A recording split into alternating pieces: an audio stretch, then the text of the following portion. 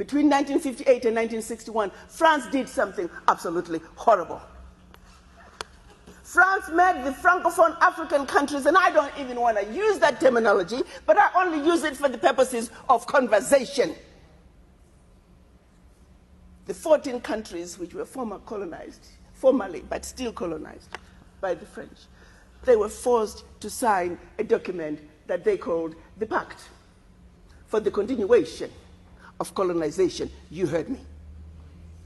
The Pact for the continuation of colonization. If you want your independence, you must sign this.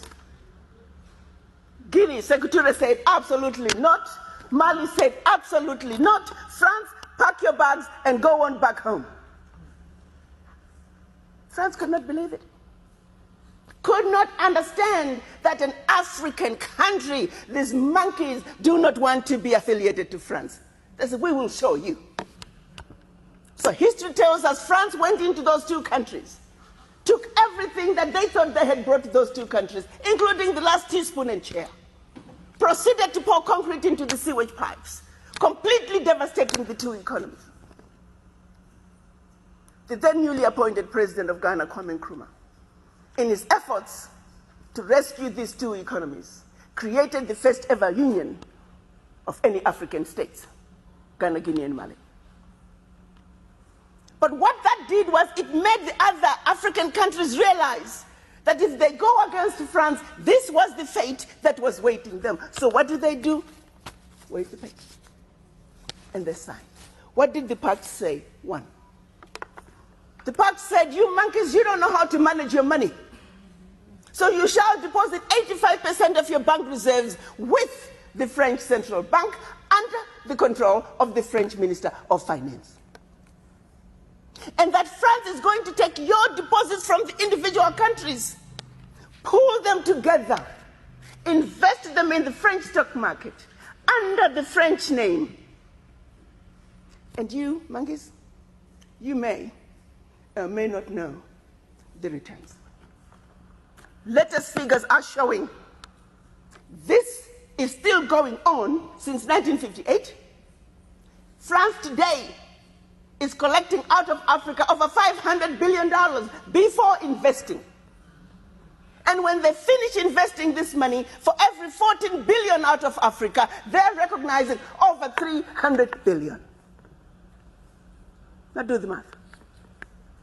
So when it's actually said and done, France is taking out of Africa trillions of dollars every year, and we, the poor Africans, are gladly giving it to France. And the same France has the audacity to look at us and call us poor people.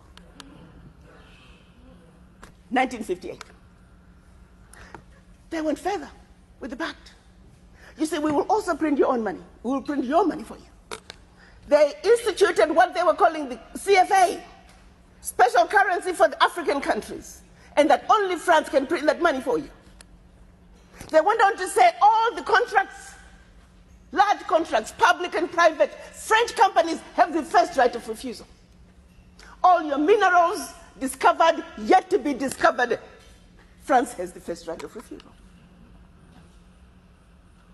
Now, my brothers and sisters, if one of you was to wake up one morning and you're president of one of those countries, and your chief of staff walks in first day and starts reading you out the do's and don'ts as stipulated by the Pact for the Continuation of Colonization, what power do you have? None. And the same countries that are stealing from Africa, they have the audacity to look at Africa and say, Africans, what's wrong with you? Why can't you all take care of yourselves? Well, let's start by leaving our $500 billion on the continent. But what they do instead, they want to throw you with a smokescreen. Your African leaders are corrupt. Well, you know, I gave you that. I mean, not all African leaders are corrupt. Africa is a family. No family is complete without crazy Aunt Sally and crazy Uncle Tom. Nobody's perfect. Okay, fine, so I'll give you that. Their own figures are saying 50 billion is getting out of Africa from corruption. Fine, I'll give you that. But you do not want me to engage in a conversation that's solely limited to the $50 billion out of Africa through corruption. First, you don't tell me where it's going. You simply tell me it's getting out of Africa. But secondly, there's a bigger thief. You got two thieves, one with a briefcase with 50 billion and the other thief with a briefcase with 500 billion. I am a smart woman. You want me to ignore the one with 500 billion and put all my energies on a suitcase with 50? And by the time the one with 500 billion is done investing, we are talking trillions. Now, do you see how quickly the funds out of Africa from corruption become the larger chunk under the table? And they want you to stay under the table. So you never have to talk about what is on the table. We must wake up, Africans. We must think about our situations. How did we get here? Are we willing to let France